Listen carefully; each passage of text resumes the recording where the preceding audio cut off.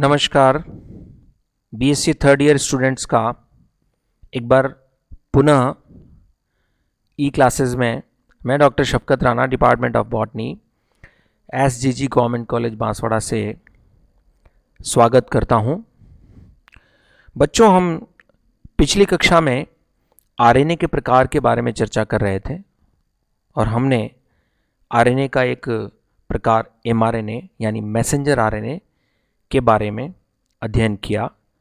और जब अध्ययन किया तब उसकी कुछ प्रॉपर्टीज़, उसकी स्ट्रक्चर, संरचना और उसके कार्यों के बारे में हमें पता लगा। बहुत छोटा आरएनए होता है, वो बहुत कम परसेंटेज शेयर करता है। आइए आज इसी कड़ी में हम एक और आरएनए के बारे में चर्चा करते हैं और वो है आपका ट्रांसफ़र आरएनए या टीआरएनए। तो सबसे पहले कुछ उसकी प्रमुख विशेषताओं या उसके बारे में जो बातें की जाती हैं उसके बारे में चर्चा कर लेते हैं। ये ट्रांसफ़र या स्थानांतरण आरएनए कहलाता है। और जो आरएनए के 3 प्रमुख प्रकार होते हैं उनमें से यह सबसे छोटे प्रकार का, सबसे छोटी साइज़ का आरएनए होता है। यानी साइज की बेसिस पर अगर तीनों आरएनए को कंपेयर किया जाए तो ये सबसे छोटा है। आपको याद होगा, मैंने पिछले लेक्चर में बताया था, लाइफ स्पैन यानी जो जीवन काल है उसके बेसिस पर अगर हम तीनों आरएनए को कंपेयर करें तो सबसे छोटा आरएनए सबसे कम लाइफ स्पैन या जीवन काल वाला आरएनए एमआरएनए होता है। तो साइज वाइज सबसे छोटा आरएनए टीआरएनए होता है। और केवल ये कोशिका का जो कुल आरएनए होता है उसका 15 से 20% भाग बनाता है। इसका जो अणुभार है वो एमआरएनए से काफ़ी कम होता है। और जहाँ तक इसके निर्माण की बात है, फॉर्मेशन की बात है, तो नो डाउट ये केंद्रक के अंदर ही निर्मित होता है, डीएनए के द्वारा निर्मित होता है। और डीएनए एक प्रीकर्सर के माध्यम से इस प्रकार के आरएनए का निर्माण करता है और जिस प्रक्रिया को वो अपनाता है उसको न्यूक्लियर प्रोसेसिंग भी कहते हैं। यानी बनता यह न्यूक्लियस या केंद्रक के अंदर है, किंतु बाद में इसको केंद्रक से बाहर निकल कर के साइटोप्लाज्म में आ जाता है तथा रहता साइटोप्लाज्म में ही है। ये कोशिका में लगभग 60 प्रकार के टीआरएनए पाए जाते हैं। और एक बहुत ही अद्भुत बात होती है कि प्रत्येक टीआरएनए एक विशेष प्रकार के अमीनो अम्ल को ही अपने आप में कैरी करके रखता है, एक स्पेसिफिक अमीनो एसिड को ही। तो 60 प्रकार के टीआरएनए पाए जाते हैं। ये अमीनो अम्लों को साइटोप्लाज्म से प्रोटीन संश्लेषण स्थल पर स्थानांतरित करने का कार्य करते हैं।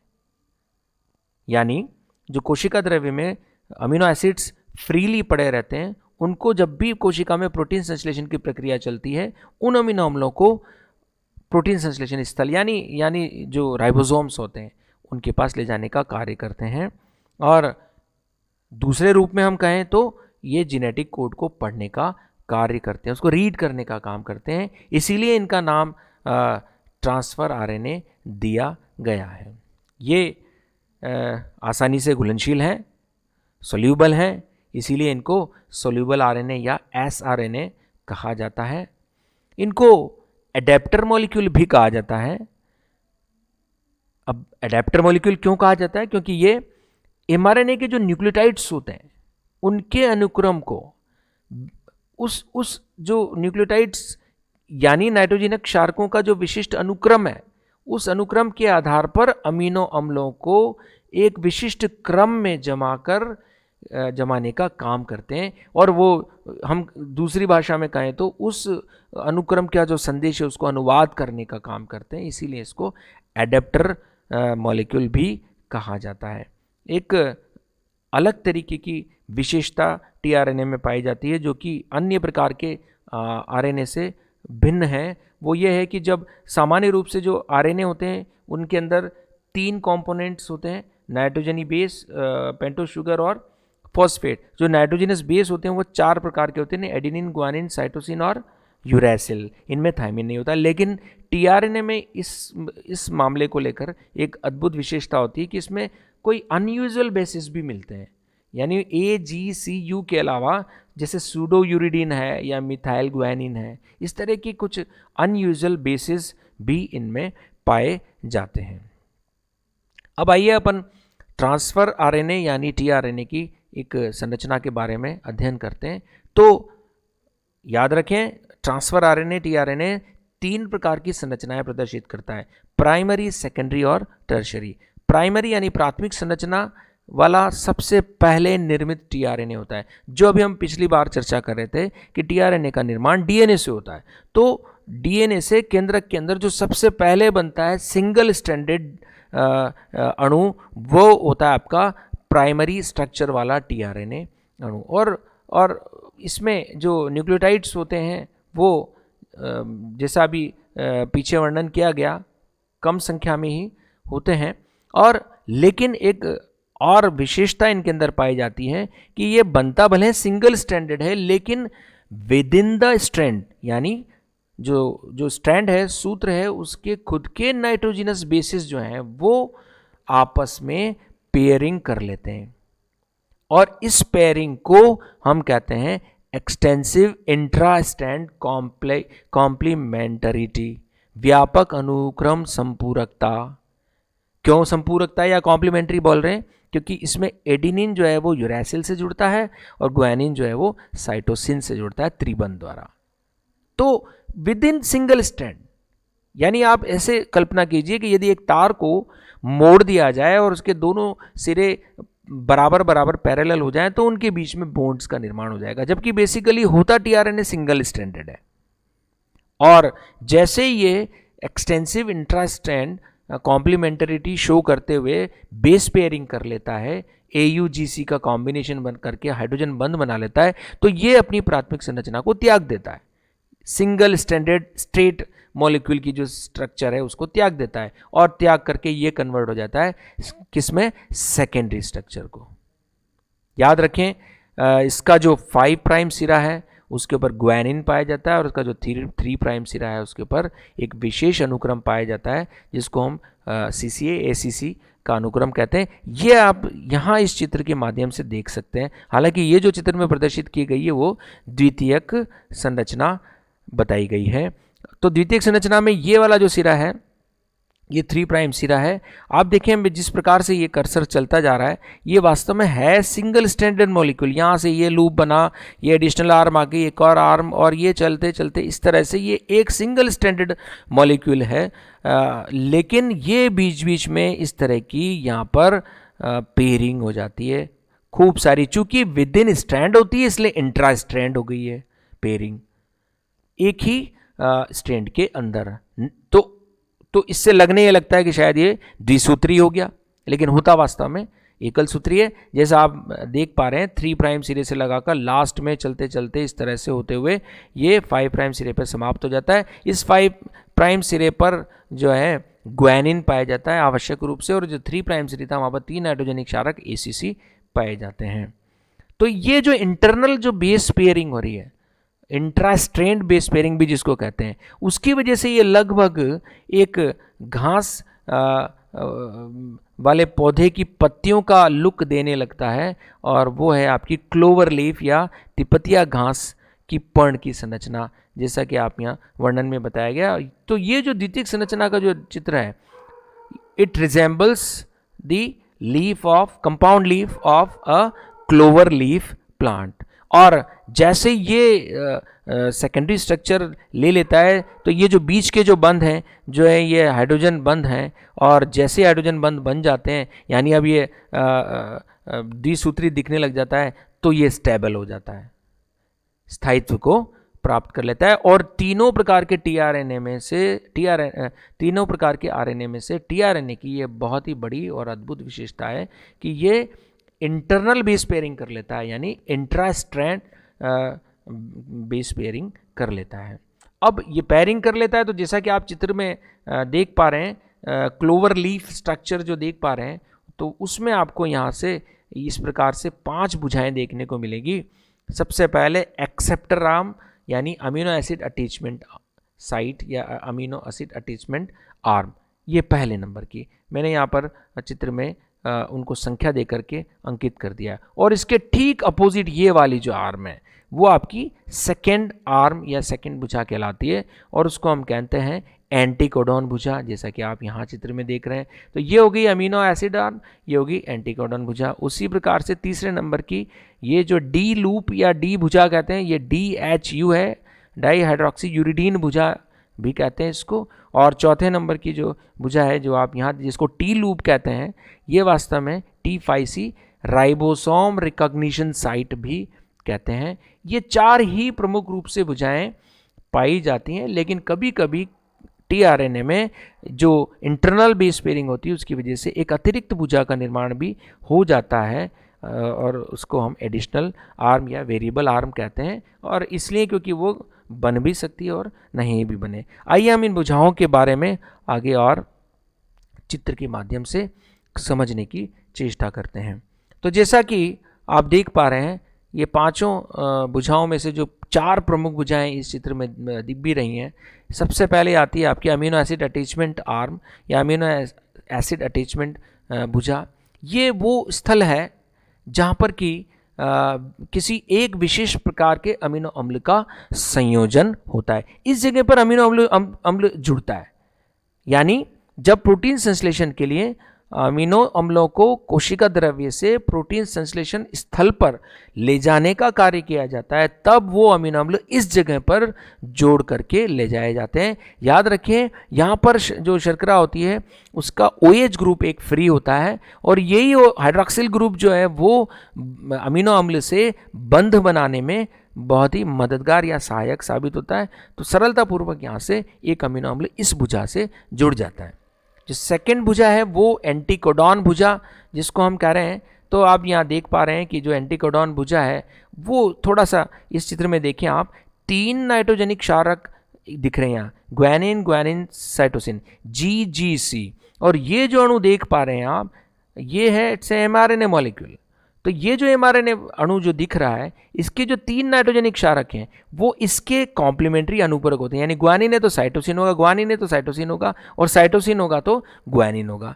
तो ये जो अनुपूरकता या कॉम्प्लीमेंट्री नेचर होता है नाइट्रोजनस बेसिस का, उसके बेसिस पर यह tRNA अपने तीनों एंटीकोड ये जो नाइट्रोजनिक क्षारक से जो एक विशिष्ट अनुक्रम बनता है जिसको कि हम एंटीकोडॉन कहते हैं, वो जा करके उसको पहचान लेता है mRNA पर और उसके साथ पेयरिंग कर लेता है। यानी एंटीकोडॉन भुजा का क्या काम हुआ, ये mRNA पर जाकर के कोडॉन को रीड करता है, पहचान करता है, डिकोड करता है, और जैसा कोडॉन होता है वैसा वाला tRNA उस के साथ जाकर के जुड़ जाता है। यानी ये भुजा जो है वो इस बात का नियंत्रण करती है कि सही सही कोडॉन से जाकर के अपना tRNA जुड़ रहा है अथवा नहीं। बाकी 2 आर्म्स जो देख रहे हैं आप, उनमें से ये वाली जो भुजा है इसको हम DHU भुजा, डाइहाइड्रोक्सी यूरिडीन भुजा कहते हैं। और ये सही प्रकार का अमीनो अम्ल जुड़े इस बात का निर्देशन करते हैं, यानी ये ध्यान रखते हैं कि सही प्रकार का अमीनो अम्ल आकर के जुड़े। जैसे मैं आपको एक एग्जांपल देता हूँ, यदि यहाँ कोडॉन AUG होता है तो यहाँ आपका एंटीकोडॉन होगा UAC, कोडॉन AUG तो एंटीकोडॉन होगा UAC। अब यह पूर्व निर्धारित हो जाता है कि यदि ऐसा tRNA जिसका कि एंटीकोडॉन UAC है वो यहाँ अमीनो अम्ल फिक्स है कि वो मिथायोनिन नाम के अमीनो अम्ल को ही लेकर के आएगा। अब यहाँ पर मिथायोनिन ही जुड़ेगा, इस बात का नियंत्रण इस भुजा के पास रहता है जिसको हम DHU भुजा कहते हैं। और जो अंतिम भुजा है वो T5C भुजा जिसको टी लूप भी कहते हैं, वो इस बात का नियंत्रण करती है कि ये सही tRNA जाकर आपके राइबोसोम के साथ जाकर के जुड़ जाए। अतिरिक्त भुजा यहाँ चित्र में बहुत ज़्यादा प्रदर्शित करी नहीं गई है। मैंने जिससे बोला ये वेरिएबल आर्म है, ये कई बार बनती भी है और कई बार नहीं भी पाई जाती है।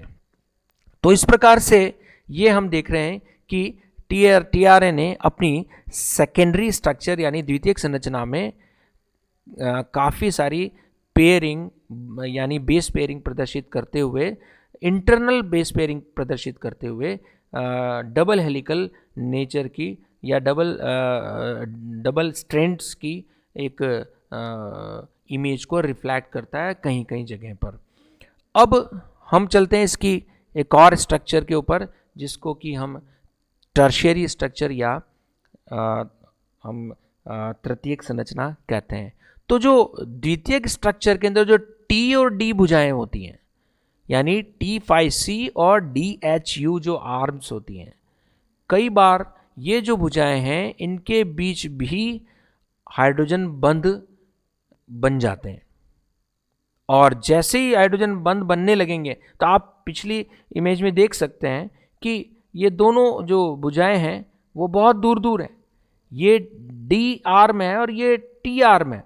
तो जब डी और टी परस्पर नज़दीक आने लगेंगे तो क्या होगा, जब ये और ये पेयर करने लगेंगे तो ये एक तरह से हम कहेंगे कि जो टीआरएनए है वो एक तरह से फोल्डिंग करने लग जाता है, यानी कि वो अपनी वलन स्टार्ट कर देता है। और जैसे ही ये करता है तो फिर टीआरएनए एल आकार की आकृति प्राप्त कर लेता है, एल शेप का दिखने लग जाता है, और वही एल शेप इसकी टर्शियरी स्ट्रक्चर कहलाती है। आप इसको इस चित्र के माध्यम से देख सकते हैं। अब इसमें देख रहे हैं आप, ये लगभग दो इस तरह से परपेंडिकुलर से स्ट्रक्चर्स दिखाई दे रही हैं और डबल हेलिकल है।